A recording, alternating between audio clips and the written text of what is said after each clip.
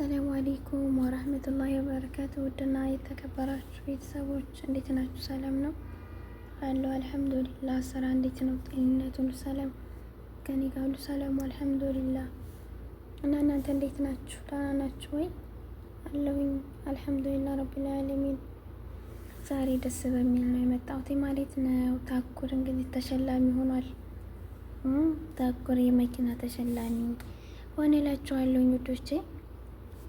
በጣም ደስ ይላል። መልካም መስራት ለራስ ነው እና ውዶቼ በጣም ደስ ይላል። ታኩር ተሸለመ እላችኋለሁ። ይህን ሽልማት ያገኘው ደብረ ብርሃን ያሉ እህትና ወንድሞቻችን እናት አባቶቻችን ረሃብ ላይ ያሉትን ስለጎበኘ እነሱን ወደ ሶሻል ሚዲያ ስላቀረበ ነው። ሰላም እና መልካም መስራት ለራስ ነው። መልካም መስራት እንደዚህ ያሸልማል እላችኋለሁኝ። ደስ ይላል። ለማንኛውም ሁሉም ነገር በጣም ነው ደስ የሚለው። መልካም መስራት በዱንያም በአኼራም ያስደስታል። እህት ወንድሞቻችን ተረድተው ነበር። አሁን ደግሞ ሌላ ጭቅጭቅ መጥቷል እንጂ ማለት ነው። አሁን ደግሞ አንቀበልም የሚባል ነገር መጥቷል። ምን እንደተፈጠረ ባይገባኝም አላህ ያብጀው ሁሉንም ነገር ብቻ ሀገራችን ላይ እና ውዶች መልካም መስራት ለራስ ነው ይጠቅማል ማለት አሁን ነው። ኦኬ መልካም ነገር መስራት በዱንያም በአኼራም ያሸልማል።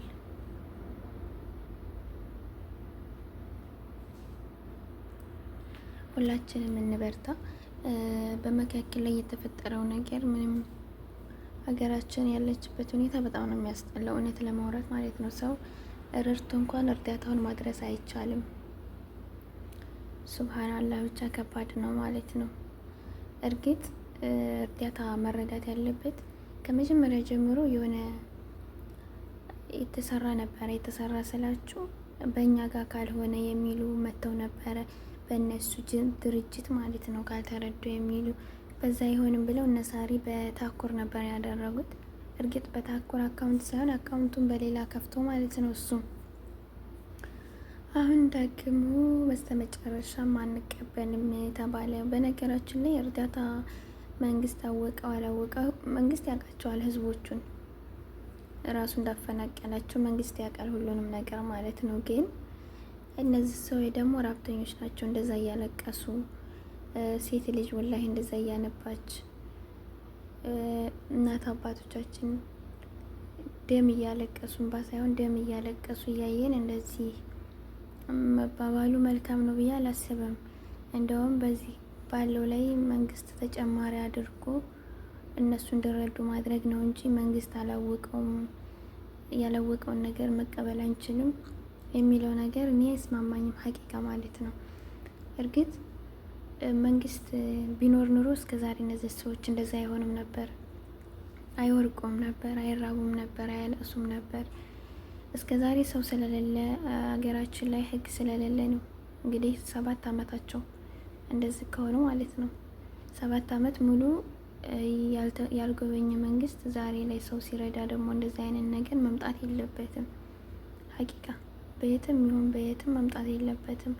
ለምንድን መስተካከል ያለበት ነገር ተስተካክሎ እነዚህ ሰዎች እንዲረዱ ነው መሆን ያለበት እንጂ ማለት ነው። እንደኔ ለምን ይከብዳል? ረሃብ ጊዜ አይሰጥም። ሁሉ ጊዜ ትናንትና በቀያቸው ያኔ ኑ ብሉ ንጠጡ ብለው በቤታቸው ሲለምኑ የነበሩ መስጠት የለመዱ እጆች ናቸው ዛሬ ላይ እየተራቡ ያሉት።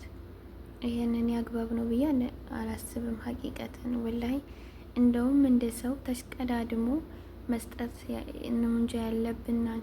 ካለው አንድ ሰው ተሽቀዳድሞ ለመስጠት ከሌለው ደግሞ ያለውን ተቀብሎ እነዛን ሰዎች ለማስደሰት እንጂ ተቀባይነት የለውም። እርዳታው መባል የለበትም። ለምን ይከብዳል? ይሄ የህዝብ ገንዘብ ነው። በነገራችን ላይ አንድ ሰው ሲወድቅ መንግስት አላወቅም ተብሎ መታለፍ አለበት እንዴ? የለበትም። መስተካከል ያለበት ነገር መስተካከል ነው ያለበት። እኔ እንጃ ወላሂ ሀገራችን ወደ የት እያመራች እንደሆነ ወደ የት እየሄደች እንደሆነ እምን ላይ እንዳለን አላውቅም። ሀቂቃ ማለት ነው። ደሃን መርዳት የማይቻልበት ጊዜ ከተደረሰ ከባድ ነው።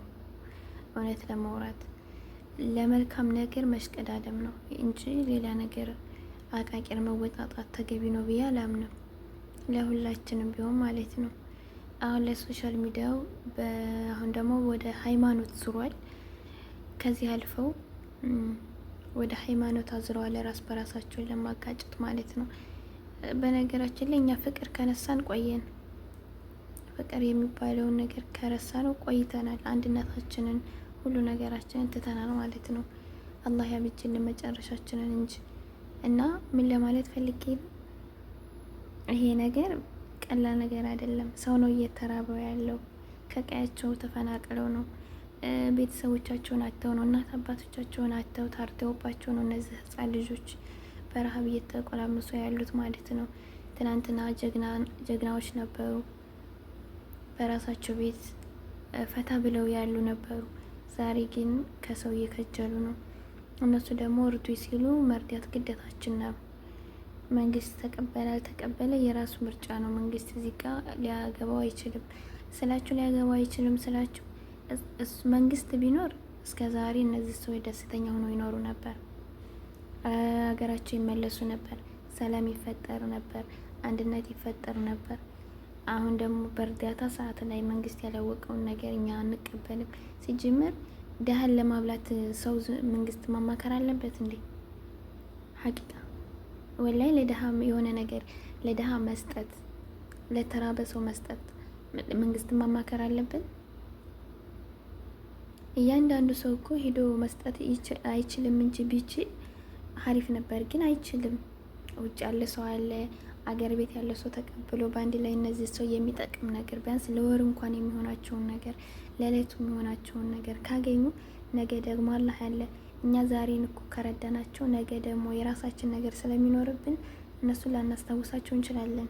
ሀቂቃ ማለት ነው። ለምን ሶሻል ሚዲያ ነው እየሄዱ ሶሻል ሚዲያ የሚጠቀሙት ናቸው እየሄዱ እየቀረጹ የሚፖስቱልን እንጂ ማንኛውም ሰው እነሱን ትዝ ብሎት ወይ መንግስት እንደዛ አዝኖ እስኪ እዚህ ቦታ ላይ እኮ በፊት የተፈናቀሉ ነበሩ ምናምን ብሎ አዝኖ በትግራይም ክልል ሆነ በአማራም ክልል የሄደበት አንድም ነገር የለም። እና ያለንበት ነገር ወላሂ በጣም ነው የሚያሳዝነው። ሀቂቃ ደሃን ለማብላት መንግስት መፍቀድ የለበትም። ይሄ ኸይር ስራ ነው። ገባቸው። እነሱ እየተራቡ እኛ ጠግበን ስናድር አላህ ነው የሚጠይቀን ከምንም በላይ ማለት ነው። ሲጀመር ጎረቤት እየተራበ እኔ በልቼ ካደርኩ እነሱ እየተራቡ እኔ በልቼ ካደርኩኝ አላህ ይጠይቀኛል። ያለኝን ማካፈል ግዴታዬ ነው። ለእኔ ፈተና ሊሆንብኝ ይችላል ይሄ ነገር ማለት ነው። እነሱ እየተበረዱ ደግሞ እኔ 2 ብርድ ልብስ 3 ብርድ ልብስ ካለኝ ሌላውን ለነገ ብዬ አጣጥፌ ላስቀምጠው እችላለሁኝ። እነሱ ግን ብርድ እየበረዳችሁ ምንም ተለላችሁ አላህ እኔን የማይጠይቅብኝ ምክንያት ምን አለው? እነዛ ሰዎች ለእኔ ጎረቤት ሆነው ለእኔ ጎረቤት የሆኑበት ምክንያት ፈተና ሊኖረው ይችላል። ለምን እነሱ እየተራቡ እኔ ጠግቤ ማደር የለብኝም። የጎረቤት ሀቅ አለብኝ ሲጀመር ማለት ነው። እነሱ ወደ እኔ ሲመጡ ሀቃቸው አለብኝ።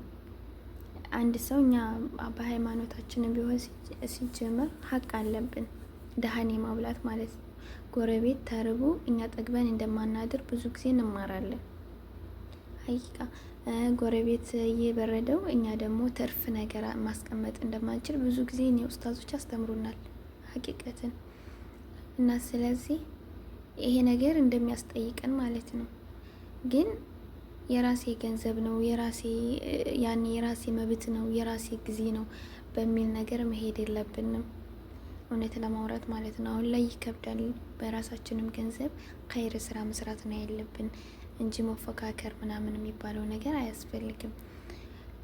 እና ታኩርም ደግሞ እውነት ለማውራት ወላሂ በጣም ነው የሚያሳዝነው። አላህ ይጠብቀው፣ ታኩርን ፈጣሪ ይጠብቀው። ሀገራችን ለኸይር ስራ የምትሆን ሀገር አይደለችም። እውነት ለማውራት ወላሂ እኔ ኢትዮጵያ ሀገሬን በጣም ነበር የምወዳት፣ ግን በአንዳንድ ነገራቶች ወላሂ በጣም እየፈራኋት ሀገር ለመግባት ሀገራችን ለመኖር ሀገራችን የሆነ ነገር ሰርተን እንኖራለን ለማለት ያኔ ሀገር ይሄን ነገር አደርጋለሁ ለማለት ለእቅድ የምትሆን ሀገር እየሆነች አይደለም። በጣም እያስፈራች ነው ከምንም በላይ ማለት ነው። እና ወላሂ ይከብዳል እውነት ለማውራት። ሰው ይሄን ያህል ከተጨካከነ ከባድ ነው። ብሩ ከተገኘ የማከፋፈል ያኔ ችሎታቸውን ቢያሳዩን አሪፍ ነበር። ያኔ እነሱ የሚያስፈልጋቸውን ነገር ብር ተሰብስቦ እንደገና ደግሞ እኛ መንግስት ካላወቀው አንቀበልም የሚለውን ነገር ቢሰርዙ ደስ ይል ነበረ። አላቅም ወላሂ እንደዝም ብላችሁ ስታስቧት ኢትዮጵያ ያለችበት ሁኔታ በጣም ነው የሚያስፈራው። አላህ በላይ እንዳይወርድብን ነው የምንፈራው። ከዚህ በላይ ግን በላይ የለም። እኛም በአቅማችን እየቀጣን ነው። ባለፈው አይታችኋል፣ አፋር ክልል እሳተ ገሞራ እንደተነሳ። በህይወት ዘመናችን እኔ በህይወት ዘመኔ እንደዛ አይቼ አላቅም። የኛ የወንጀል ብዛት ግፍ ማለት ነው። የሰው ደም ብዙ ነገር አለ በዚህ ምድር ስትኖሩ ማለት ነው። እኛ እንኳን በአቅማችን ስደት ላይ ሆነን በስገዛ ስልካችን ብዙ ነገር አየን። ሰው ሲታረድ አየን። ሰው እንደ በግ ሲዘለዘል አየን። ቆዳ ሲገፈፍ አየን። ሰው ሲገተት ተገሎ ሬሳ በአስፋልት ሲገትቱ አየን። ምን ያላየ ነው አለ? ከዚህ በላይ እኮ ግፍ የለም በነገራችን ላይ ወላሂ። ሰው ሲታረድ ሁሉ ነገር አየን በአቅማችን ሀገራችን ላይ። በሙሰልሰላት ነበር የሚያሳዩን አረቦቹ ሲጫወቱ ማየው። እኔ በሙሰልሰላት ነበር እንደ አይነት ነገር ግን እውን ሆኖ አየ ነው በገዛ ስልካችን አይምሯችን እስከምንስት ድረስ። እኔ ወላሂ በተለይ የአላህ አንድ ጊዜ የመን ላይ ያየሁት ወላሂ ማለት ነው፣ እርጉዝ ወይም ደግሞ ልብ ድካም ያለበት ሰው ማየት አይችልም፣ በጭራሽ ማየት አይችልም። በተለይ ልብ ድካም ያለበት፣ ደም ግፊት ያለበት ማለት ነው። እዚሁ ስደት ላይ በዘረኝነት የተነሳ